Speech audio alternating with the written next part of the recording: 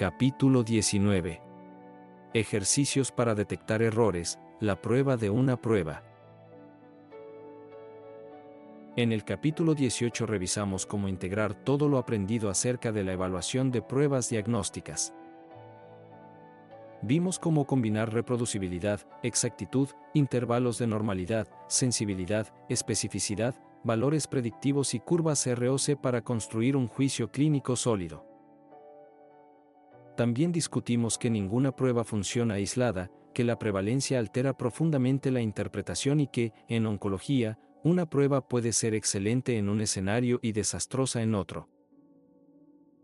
Finalmente, aplicamos esta integración al ctDNA y a los marcadores tumorales, mostrando cómo la prueba de una prueba siempre exige contexto.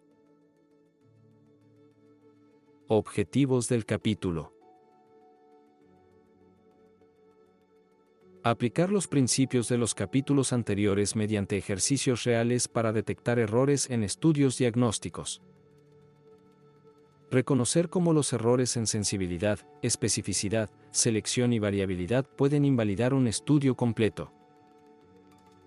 Entrenarnos, como si fuera un simulador clínico, para identificar fallas sutiles que en oncología pueden llevar a diagnósticos equivocados y decisiones peligrosas. Este capítulo es distinto. Aquí dejamos atrás la teoría y entramos al campo de tiro estadístico, donde cada ejemplo es un ensayo clínico pequeño diseñado para que detectes errores. Este capítulo es entrenamiento puro, como una guardia complicada donde cada resultado de laboratorio es sospechoso. Ejemplo 1 del libro y la lección profunda detrás. El capítulo inicia con un supuesto estudio para evaluar la prueba B como método diagnóstico frente a la prueba de oro. A simple vista, parece una tabla de 2x2 normal, pero es una trampa didáctica. El libro pone 50 pacientes sanos según la prueba de oro, 50 pacientes enfermos según la prueba de oro. La prueba B identifica 40 enfermos verdaderos, 30 sanos verdaderos y 30 errores entre falsos positivos y negativos. Y aquí viene la lección crucial del libro. Ninguna prueba diagnóstica debe evaluarse sin considerar la forma en que se seleccionaron los pacientes. Error detectado, criterios de selección irreales. El libro insiste: seleccionar 50 enfermos puros y 50 sanos puros. Garantiza distribuciones artificiales y genera sensibilidad y especificidad engañosas. Esto es exactamente lo contrario del mundo real. En oncología, el equivalente sería evaluar 50 pacientes con linfoma evidente, 50 sanos sin síntomas, y declarar que una prueba es excelente. Pero en el hospital, los pacientes reales se mezclan: síntomas ambiguos, marcadores marginales, tumores indolentes, enfermedades inflamatorias que imitan cáncer. Así, una prueba validada solo con casos perfectos falla cuando más la necesitas. Ejemplo aplicado a oncología. Imagina que validamos un nuevo biomarcador sérico para cáncer de páncreas. Seleccionamos 50 pacientes con cáncer de páncreas irresecable con K19-9 altísimo, 50 pacientes sanos. Resultado: sensibilidad 95%, especificidad 90%. Pero cuando lo aplicas en pacientes con dolor abdominal no específico, la sensibilidad baja a 50% y la especificidad cae a 70%. Esto es exactamente lo que el capítulo quiere mostrar. La validación artificial produce números espectaculares pero inútiles en clínica. Ejemplo 2 del libro. Cambiar el punto de corte lo cambia todo. El capítulo coloca una tabla, donde un pequeño ajuste del punto de corte produce menos falsos positivos, pero más falsos negativos. Aquí el objetivo del libro es entrenarte para ver la trampa. No existe un punto de corte perfecto. Cada movimiento del umbral es un balance entre daño y beneficio. Ejemplo aplicado a oncología. Si bajas el punto de corte de la AFP en HCC, detectas más pacientes, sensibilidad. Pero produces exceso de falsos positivos en cirróticos, especificidad. Si lo subes, mejor especificidad. Pero pierdes tumores tempranos. No existe un número correcto para todos los contextos. Solo existe el número correcto para la pregunta clínica correcta. Ejercicio del libro, la prueba C versus la prueba de oro. El capítulo presenta un segundo ejercicio donde la prueba se parece aceptable, pero solo porque el conjunto de pacientes está sesgado. La clave está en detectar selección no aleatoria, mezcla insuficiente de casos, casos borderline excluidos, pacientes demasiado definidos, ausencia de espectro real de enfermedad. El libro te obliga a preguntarte: ¿este estudio se parece a la clínica real? Ejemplo aplicado a oncología real. Si comparas PET-CT versus TAC, pero eliges solo pacientes con linfoma voluminoso, el PET parecerá 100% superior. Pero si incluyes linfomas indolentes, linfomas con escasa actividad metabólica, pacientes en remisión parcial, falsos positivos por inflamación, captación inespecífica, entonces la realidad aparece. Este capítulo enseña que no es la prueba la que falla. Somos nosotros si no sabemos cómo se construyó el estudio. Camrad, si este audiolibro te está ayudando a entender la estadística clínica aplicada a la oncología, recuerda apoyar el canal, dejar tu like y suscribirte. Ejercicios para detectar errores, la prueba de una prueba. Sigamos con los ejercicios más complejos, Camrad, porque aquí empieza lo bueno, los errores que engañan incluso a los investigadores expertos. Ejercicio 3 del libro, el espejismo de la prevalencia. Este ejercicio presenta un estudio donde una prueba diagnóstica parece tener sensibilidad y especificidad espectaculares. Pero el truco está en el tamaño de los grupos. 90 pacientes enfermos. 10 pacientes sanos. Este es uno de los errores metodológicos más peligrosos. Una prevalencia artificialmente elevada. Cuando la gran mayoría está enferma, cualquier prueba parece buena. Muchos verdaderos positivos. Pocos falsos positivos. Casi ningún verdadero negativo. Pero nadie te avisa que ese número es inútil en la vida real. En oncología sería como validar un biomarcador de malignidad usando 90 tumores confirmados, 10 lesiones benignas. Claro que todo saldrá significativo. Pero en clínica real, las lesiones benignas son mucho más frecuentes que los tumores. El libro te entrena para identificar este sesgo desde el primer vistazo. Ejemplo aplicado a oncología. Imagina evaluar un test molecular para cáncer de pulmón en 90 pacientes con nódulos malignos. 10 pacientes con nódulos benignos. Resultados. Sensibilidad, 95%. Especificidad, 90%. Parece maravilloso. Pero esto es completamente irreal. En la práctica clínica, 70% de los nódulos pulmonares son benignos. Procesos inflamatorios.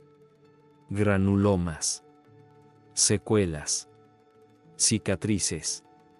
Con esa prevalencia real, la misma prueba tendría muchos falsos positivos, menos valor predictivo positivo, riesgo de sobretratamiento. Este capítulo te enseña a desconfiar de toda prueba validada en poblaciones irreales. Ejercicio 4. Valores predictivos engañosos. El libro presenta un ejercicio donde la sensibilidad y especificidad parecen correctas, pero los valores predictivos están completamente tergiversados, porque se calcularon usando la prevalencia del estudio, no la prevalencia real. Aquí está una de las lecciones más importantes del capítulo. Los valores predictivos dependen de la prevalencia real de la enfermedad, no del numerito artificial del estudio. Ejemplo aplicado a oncología. Supón que valoras un test de ctDNA para recaída en cáncer colorectal. Estudio, 30% de prevalencia. Vida real, 5 a 10% de prevalencia. Si solo usas los datos del estudio, valor predictivo positivo puede parecer 80%. Pero en la clínica, baja a 20 a 30%. Esto cambia completamente la interpretación.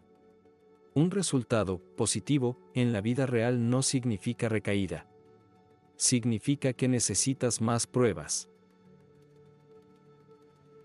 Este capítulo te entrena para detectar ese engaño antes de caer en pánico. Ejercicio 5. El error clásico del punto de corte mágico. El libro describe un estudio ficticio donde el investigador elige un punto de corte que maximiza sensibilidad, sin considerar pérdida masiva de especificidad. O bien, un punto de corte que maximiza especificidad, sacrificando sensibilidad a niveles clínicamente inaceptables. Este ejercicio te recuerda que un punto de corte no puede seleccionarse para hacer quedar bien a la prueba. Debe seleccionarse para responder a la pregunta clínica. Ejemplo aplicado a oncología. Caso real, PET-CT en linfoma folicular. Si defines SV mayor o igual que 4 como positivo, sensibilidad alta, pero muchos falsos positivos por inflamación. Si defines SV mayor o igual que 12 como positivo, mejor especificidad, pero pierdes linfomas indolentes. Reduces sensibilidad. Riesgo de retrasar tratamiento. El punto de corte correcto solo existe cuando conoces el contexto. Fuera de contexto, cualquier punto de corte es un error. Ejercicio 6. El sesgo del espectro. El libro te pone otro estudio donde se evalúa una prueba solo con casos muy avanzados. Y. Controles muy sanos. Este diseño exagera la capacidad de discriminación. En oncología sería como evaluar un biomarcador para cáncer de pulmón usando tumores T4 con metástasis versus personas jóvenes sin factores de riesgo. Ese tipo de validación es completamente inútil para el paciente real, que llega con tos, pérdida de peso y una radiografía equívoca. Ejercicio 7. Error del investigador ciego a los resultados previos. Un ejercicio del libro muestra que el investigador no estaba enmascarado. Conocía el diagnóstico previo. Sabía que pacientes estaban enfermos. Interpretó la prueba a favor de su expectativa. El libro es contundente aquí. Si la lectura de una prueba depende del juicio del observador, y el observador no está ciego, entonces el estudio entero está contaminado. Ejemplo aplicado a oncología. Interpretación de PET-CT. Si el radiólogo sabe que el paciente tuvo progresión en la última TAC, es más probable que clasifique captaciones dudosas como progresión. Interpretación de biopsias. Si el patólogo sabe que el paciente tiene un tumor previo, la lectura sesgada puede sobrediagnosticar malignidad en lesiones borderline. La conclusión es clara. Sin cegamiento, no existe prueba válida. Ejercicio 8. Error por falta de distribución continua.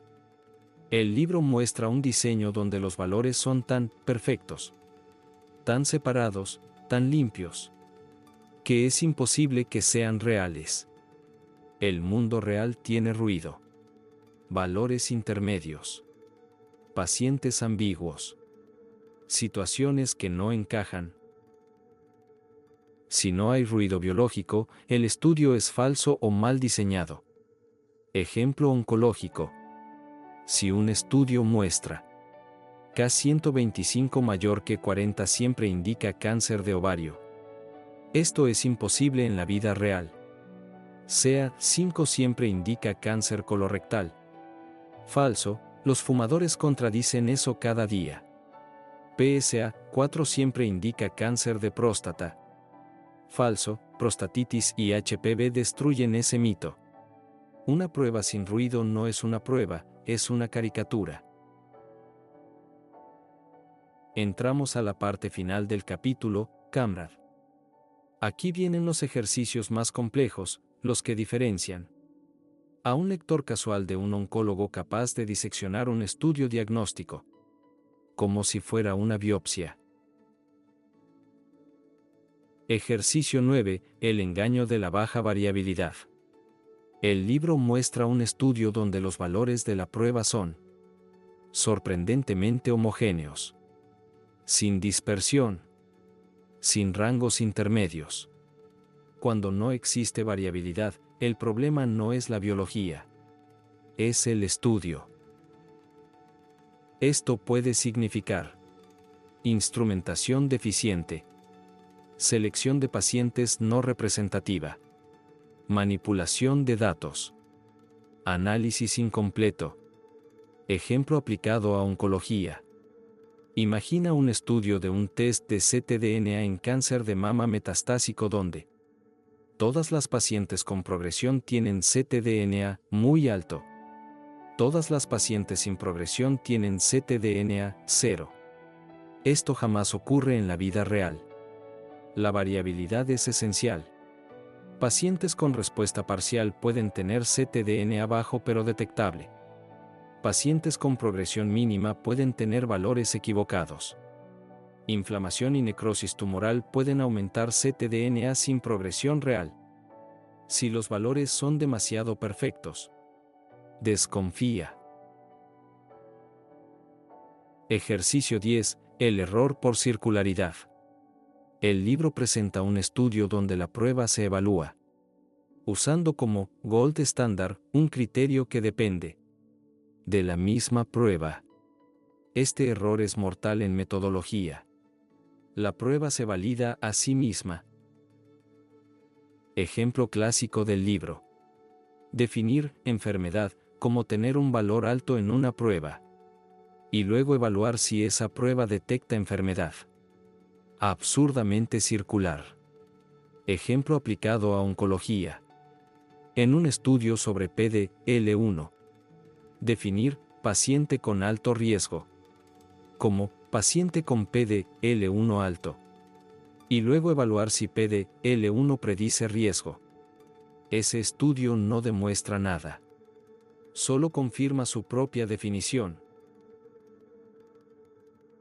Ejercicio 11. Error por falta de enmascaramiento del gold estándar. Si la persona que evalúa la prueba conoce el resultado del gold estándar, puede modificar su interpretación. Esto contamina por completo la validez del estudio. En pruebas diagnósticas subjetivas, especialmente imagenología y patología, este error es muy frecuente. Ejemplo aplicado a oncología. En PET-CT, si el radiólogo ve la biopsia positiva en el expediente, interpretará captaciones dudosas como malignas. En inmunohistoquímica, si el patólogo sabe que el paciente tiene una masa sospechosa, puede sobrediagnosticar HER2 más borderline. La ceguera del evaluador no es un lujo, es esencial. Ejercicio 12. Error por no considerar el error aleatorio. El libro presenta un ejercicio donde la diferencia entre grupos es mínima. Los resultados parecen no significativos. Y el lector inexperto concluye que no hay diferencia. El capítulo te recuerda que no significativo no es igual a sin diferencia. El problema puede ser tamaño muestral insuficiente, gran variabilidad, mala estratificación, poca potencia. Ejemplo aplicado a oncología. Imagina un estudio pequeño sobre respuesta a PARP inhibitors en recurrencia platino sensible, con solo 15 pacientes por brazo. Si no hay diferencia significativa en SLP, eso no significa ausencia de beneficio. Significa ausencia de potencia estadística. Ejercicio 13. Error en la interpretación del valor predictivo positivo. El libro muestra un caso donde el valor predictivo positivo, VPP, se interpreta como probabilidad de estar enfermo si la prueba es positiva, pero en un contexto donde la prevalencia real es bajísima. El VPP solo sirve si conoces la prevalencia. Ejemplo aplicado a oncología. Si usas un biomarcador para detección temprana de cáncer de páncreas en población general, prevalencia bajísima, 0.1%. Incluso con especificidad del 99%. Habrá 100 falsos positivos por cada verdadero positivo. En oncología, un VPP alto en prevalencia baja es casi imposible. Ejercicio 14. Error del cuadrante perfecto. El libro presenta un estudio donde la tabla 2x2 queda sin falsos positivos, sin falsos negativos. Ninguna prueba diagnóstica real tiene 100% y 100%. Nunca. Cualquier estudio que presente resultados perfectos está mal diseñado. Tiene pocos pacientes. Tiene sesgos enormes. O presenta manipulación. Ejemplo oncológico. Una prueba para detectar BRCA1/2, MSIH, ALK, EGFR. Jamás tiene 100% de sensibilidad y especificidad simultáneamente. Si ves un estudio perfecto, ciérralo. No es confiable. El capítulo 19 entrena la capacidad crítica, pero estadísticamente la herramienta clave es la tabla 2x2 combinada con sensibilidad, especificidad, valores predictivos y, cuando aplica, curvas ROC. La técnica estadística más adecuada. Rombo azul pequeño curva ROC y AUC, área bajo la curva.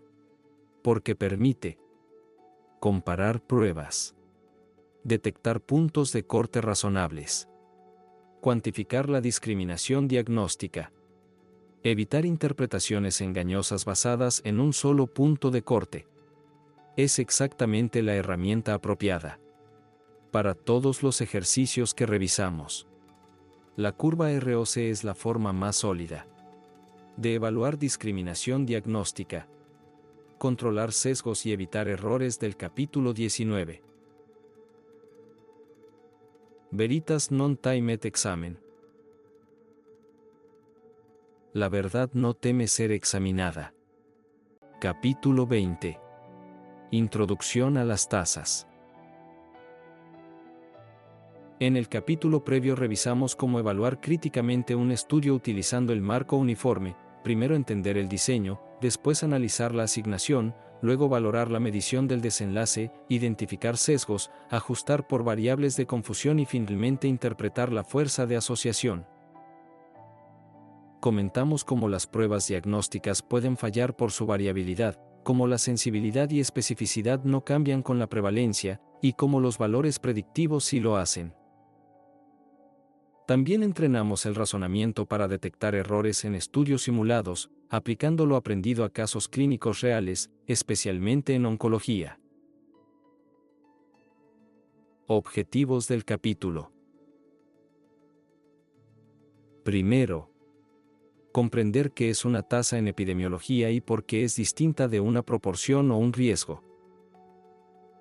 Segundo, analizar cómo se usan las tasas para describir la rapidez con la que ocurren eventos en poblaciones.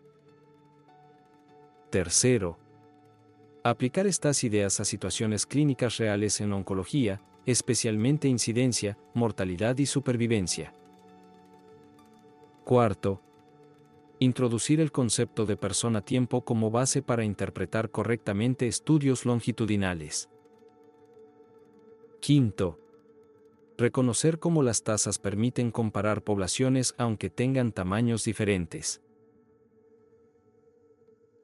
Hoy entramos en uno de los conceptos más fundamentales de la epidemiología moderna y de la lectura crítica, las tasas.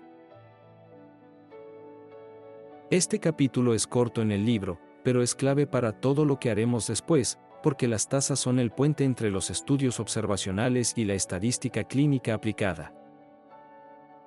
¿Qué es una tasa? Una tasa es una medida que expresa la velocidad con la que ocurre un evento en una población. No busca decir cuántos se enfermaron, sino qué tan rápido se están enfermando, o qué tan rápido ocurre un evento como muerte, recaída, progresión o respuesta. En oncología lo usamos todo el tiempo cuando hablamos de tasa de incidencia, velocidad a la que aparecen nuevos casos de cáncer. Tasa de mortalidad, velocidad a la que ocurren muertes por cáncer. Tasa de recaída, cuántas recaídas por unidad de tiempo. Tasa de progresión, concepto similar a la hazard rate. Tasa de supervivencia, por ejemplo, muertes por persona año. ¿Por qué no basta con un riesgo simple? Porque el riesgo no incorpora el tiempo. Por ejemplo, un estudio observa 100 pacientes con cáncer de colon etapa 2 y encuentra que 10 recaen. El riesgo de recaída es 10%. Pero si no sabemos si eso pasó en 6 meses o en 10 años, la información es casi inútil. La tasa corrige ese problema. La estructura general de una tasa. El libro lo resume así. Tasa es igual al número de eventos dividido persona-tiempo en riesgo. Esto es oro puro en epidemiología. Define de manera exacta la rapidez del evento. ¿Qué es el persona-tiempo? Es la suma del tiempo que cada individuo pasa bajo observación y en riesgo de presentar el evento. Ejemplo. Paciente A es seguido 12 meses. Paciente B es seguido 6 meses. Paciente C es seguido 3 meses hasta que progresa. Total igual 21 persona meses. Este denominador permite comparar poblaciones con diferente duración de seguimiento. Un ejemplo aplicado a oncología. Suponga que queremos estudiar la recaída después de resección de cáncer gástrico etapa 2. Seguimos a 50 pacientes por tiempos variables, unos 12 meses, otros 24, otros 8. En total reunimos 900 persona meses de seguimiento. Ocurren 9 recaídas. Entonces, tasa de recaída igual a 9 dividido 900 persona meses es igual a 0.01 recaídas por persona mes. Equivalente a una recaída por cada 100 persona meses. Este número es mucho más estable que el riesgo acumulado. ¿Por qué esta métrica es tan poderosa? Porque permite comparar estudios con tiempos distintos. Ajustar por pérdidas de seguimiento. En epidemiología avanzada, estimar la hazard rate. Entender la magnitud real del fenómeno clínico. Hacer comparaciones entre hospitales, países o cohortes. Aplicación clave, azar rate.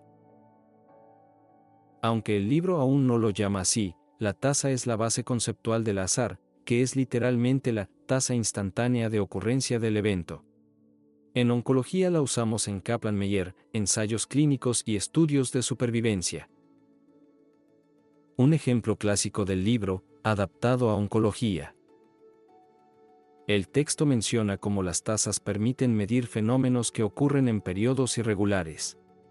Vamos a traducirlo a un estudio de cáncer de mama. Estudio, efecto de la terapia endocrina adyuvante en mujeres con receptores hormonales positivos. Seguimiento, 5 años promedio. Eventos, 50 recaídas. Persona tiempo total, 10.000 persona años. Tasa. Es igual a 50 dividido 10.000 es igual a 0.005 por persona año. Interpretación, 5 recaídas por cada 1.000 persona año. Esto permite comparar fácilmente con centros donde la tasa es 2 o 3 por 1000 persona año. Una reflexión clínica.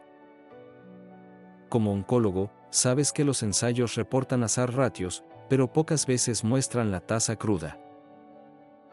Cuando revisas un estudio y ves solo un hazard ratio de 0.7, puedes estimar. Si el grupo control tiene una tasa de muerte de 20 por 1000 persona año, entonces el grupo experimental tiene 20 por 0.7 es igual a 14 por 1000 persona año.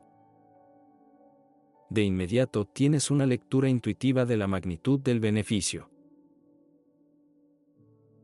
Ejemplo del libro, tasas muy bajas versus tasas muy altas. El texto muestra cómo una tasa puede reflejar una realidad clínica distinta aunque el número absoluto de eventos sea igual. Aplicación a oncología. Hospital A.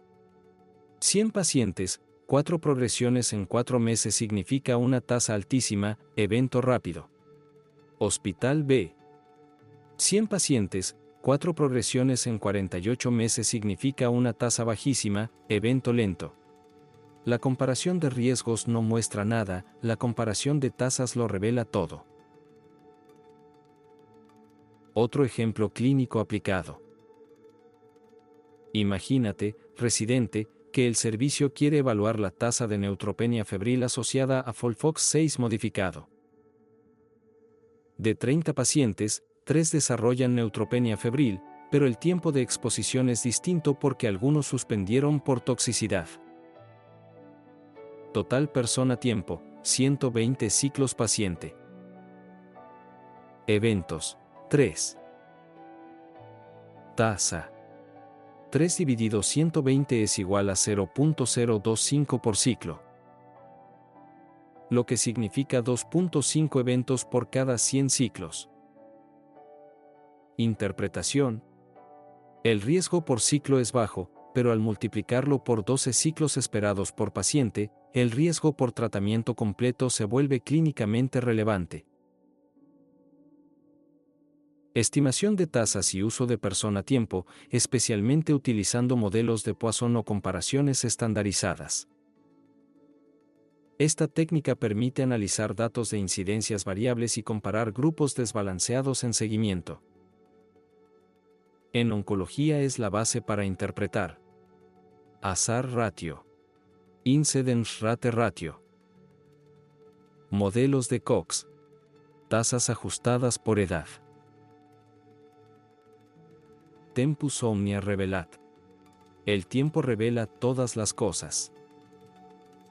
Exactamente como las tasas revelan la verdadera velocidad de los eventos que estudiamos.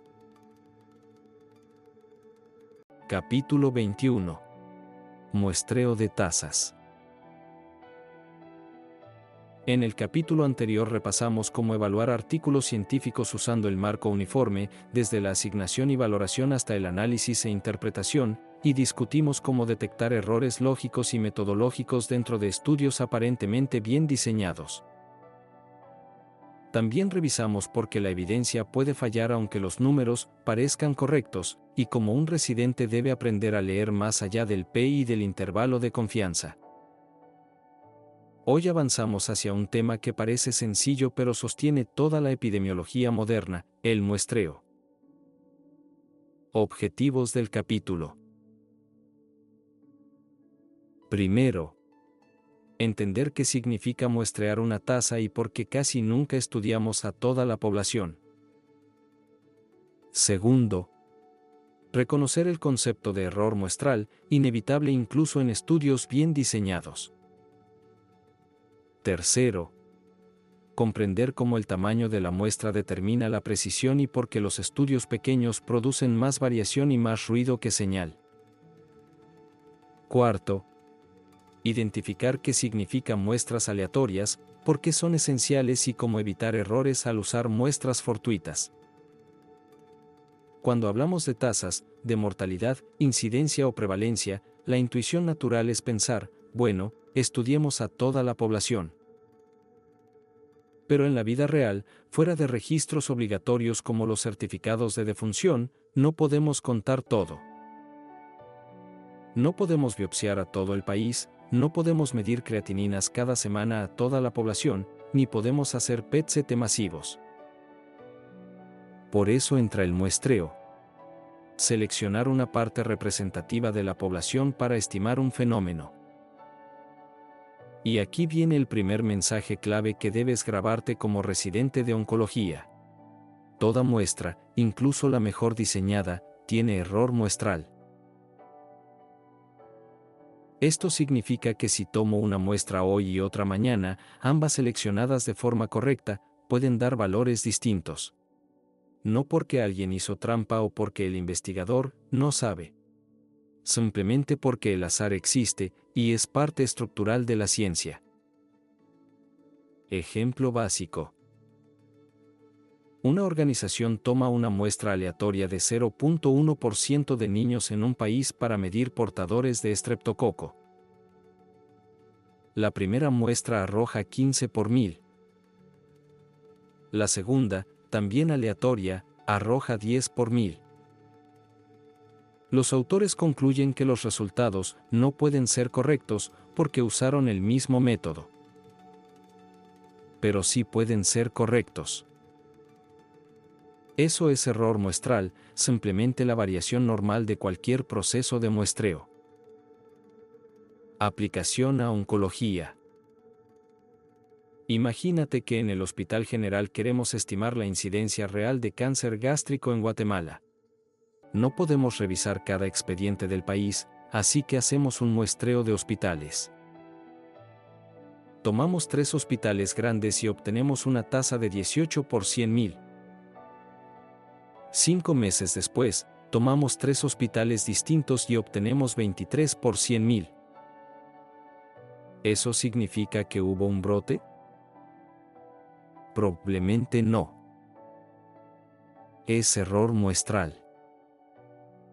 Y el error muestral es más grande cuanto más pequeña es la muestra. Por eso los registros nacionales de cáncer dependen de volúmenes grandes, para que la variación sea menor y las tasas más estables. El tamaño de la muestra. El principio más importante. El libro lo explica impecablemente. Cuanto mayor es la muestra, menor es el error muestral. Pero esto no crece linealmente, crece como raíz cuadrada. Aumentar de 50 a 100 pacientes duplica el tamaño, pero reduce mucho el error. Aumentar de 1000 a 1050 casi no cambia nada. Es decir, los estudios pequeños dicen poco y varían mucho. Ejemplo oncológico. Un estudio con 70 pacientes sobre inmunoterapia puede mostrar que la mediana de supervivencia global es 18 meses. Otro estudio idéntico, con 70 pacientes, puede mostrar la supervivencia global es de 13 meses. Eso no significa que la inmunoterapia funcione menos en la segunda muestra. significa que 70 pacientes son pocos para estimar una supervivencia global estable. Por eso los estudios pivotales reclutan miles. Porque necesitan precisión. El muestreo aleatorio. Aquí el libro es tajante. Para que el muestreo funcione, debe ser aleatorio, es decir, cada individuo de la población debe tener una probabilidad conocida de ser seleccionado. ¿Qué pasa cuando no es aleatorio? Entramos en el reino del error sistemático. Otro ejemplo del libro. 2 hospitales de una comunidad estiman tasas de infarto de 150 y 155 por 100.000. Como son parecidas, los autores concluyen que esas tasas representan a toda la comunidad. Pero no existe muestreo aleatorio. Los pacientes pueden preferir esos hospitales por razones económicas, geográficas o culturales. Ese es muestreo fortuito, usar los datos disponibles sin control del proceso de selección. En oncología, esto pasa constantemente. Ejemplo aplicado a oncología, el sesgo hospitalario. Queremos estimar la incidencia de cáncer de mama en mujeres de 30 a 50 años. Usamos datos únicamente del Hospital Roosevelt y del IGSS. Ambos hospitales atienden una proporción desmesurada de pacientes de menor nivel socioeconómico. Pero la incidencia de cáncer de mama también depende de tamizaje, acceso a mamografía, paridad, lactancia, antecedentes familiares, factores hormonales, y hasta del estilo de vida urbano versus rural. Por eso, extrapolar esas cifras al país entero sería incorrecto. No se muestreó al azar. Es muestreo fortuito. Y siempre debe interpretarse con cautela. Muestreo estratificado, una herramienta poderosa. Cuando queremos asegurar que ciertos subgrupos estén presentes, usamos muestreo estratificado.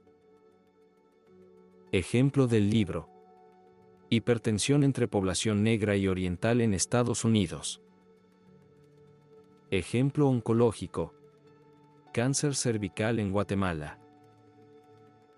Si solo tomamos una muestra aleatoria nacional, podemos terminar con muy pocas mujeres indígenas, quienes tienen patrones epidemiológicos diferentes. Entonces estratificamos por etnia, por área urbana o rural, por nivel socioeconómico. Mientras dentro de cada estrato el muestreo sea aleatorio, la inferencia es válida. Resumen integrador para residentes de oncología. Para leer un estudio que usa muestreo, debes preguntarte siempre: ¿fue aleatorio? Si no, cuidado, puedes tener sesgo de selección. ¿Cuál fue el tamaño de la muestra? Si es pequeña, la variación será mayor; si es grande, la tasa será más estable. ¿Podemos extrapolar los resultados? Si la muestra no representa bien a la población, la extrapolación es peligrosa. ¿El error muestral fue considerado? Si el estudio presenta intervalos de confianza amplios, significa que la estimación es inestable. Ejemplo aplicado final, oncología. Supongamos que queremos estimar la tasa de HER2 low en cáncer de mama metastásico, para anticipar el impacto clínico de trastuzumab deruxtecan en Guatemala. Si recolectamos datos solo de un centro privado de zona 14, encontraremos una tasa más alta de HER2 low, porque ese grupo tiene más acceso a inmunohistoquímica avanzada, más biopsias guiadas, más rebiopsias, y por supuesto mayor y mejor tamizaje. Esto no representa al país. Un muestreo estratificado por hospitales públicos, privados y rurales sí generaría una estimación más realista. Ex parvo errore nascitur magna confusio. Del pequeño error nace una gran confusión. Perfecto para recordar que sin muestreo adecuado, ninguna tasa es confiable.